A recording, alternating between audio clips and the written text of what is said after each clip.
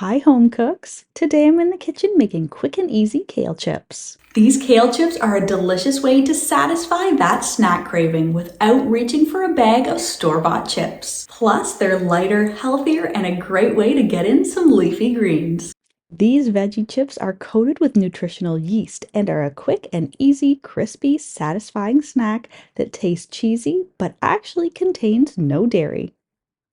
Not only is this a delicious snack you won't want to put down, kale is packed with vitamins, minerals, and antioxidants, making this snack nutrient dense. So, let's get into the kitchen. This is how I make easy kale chips.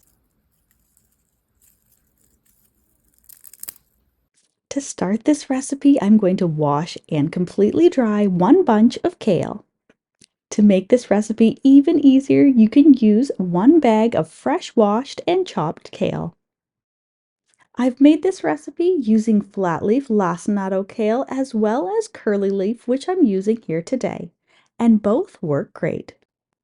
Make sure to remove the thick, tough stem from the leaves and cut the kale into bite-sized chips. Now with my leafy greens in a large bowl, I'm going to drizzle on 2 tablespoons of olive oil. Toss this with your fingertips to spread the oil out all the way to the little curls of the leaves.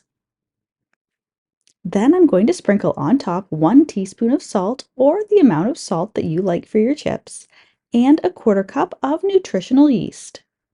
Now, just using your fingers or salad forks, toss the seasoning evenly onto the kale.